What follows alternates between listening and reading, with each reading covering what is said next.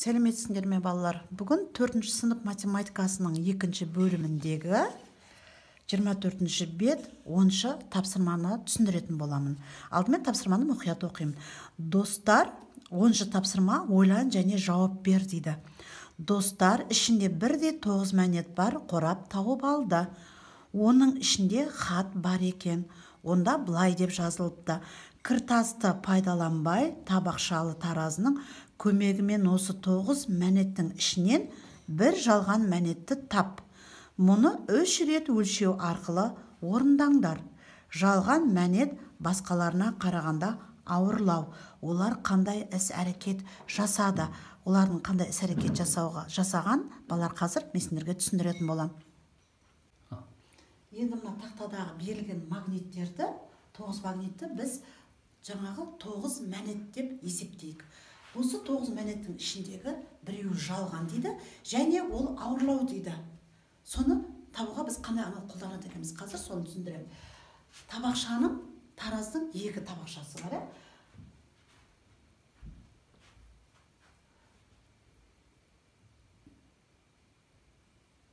Мысалы, 2 табақша деген мынаны. Тараздың 2 табақшасы.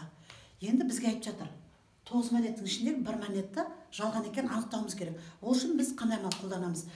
Бізде 2 табақша болғаны үшін осы 9-ды біз бөлеміз 2-ге.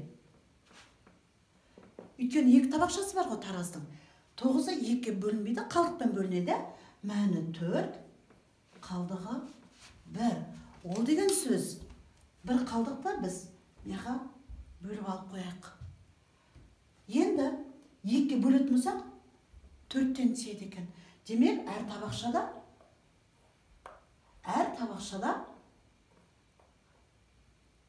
тараздың әр табақшасында 4 мәнеттен. Енді осы 8 мәнетті мына жағына 4-те, мына жағына 4-те өлшеп көреміз. Егер де мына жақ 2 табақша тең болатын болса, онда біздің мына мәнетіміз, алып қойған мәнетіміз жалған болады. Неге? Өйткені жалған мәнет ауырлау деді ғой. Егер де мыналардың арасында бір мәнет ауырлау болатын болса, тараздың 2 басы тең болады ма? Жоқ, әрине.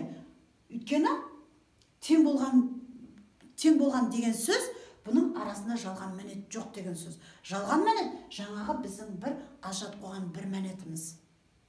Ауырлау болғандықтан, ауыр мәнет мыналардың қатарында жоқ болғандықтан, тараздың 2 басы тең болып тұр.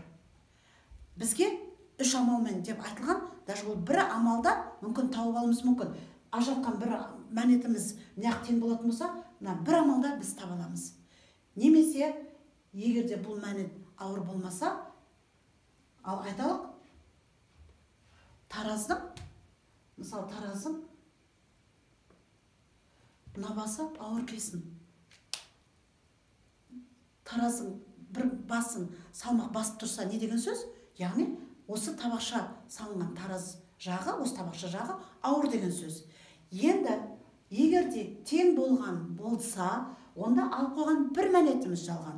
Егер де таразы басы тең болмай бір жағы ауырлаған болса, демек, біздің жаңағы жалған мәнетіміз осы 4-еуінің 1-еуі деген сөз. Ондай кезде бір рет өлшедік, екінші рет тағы да өлшейміз. Мына 4 мәнет алып қоямыз. Мына ауыр жақтағы 2 мәнетті, яғни бөлеміз, 4 мәнетті тағы да 2-ге бөлеміз. Демек, 2 табақшаға бөлсек, 2 мәнеттен түседі екен. Енді қараймыз. Жаңағы жалған мәнет табақшаның қай жағына түссе, сол жағы ауыр болады. Өйткені ол ауыр деді ғой. Мысалы, айталық, мына табақшаға түсті. Демек, мына 2-еуінің 1-еуі жалған деген сөз. Онда мына 2 мәнетті алып қоямыз да, мына 2 мәнетті тағы да 2 мәнетті 2 таразға бөлетін болсақ, 1.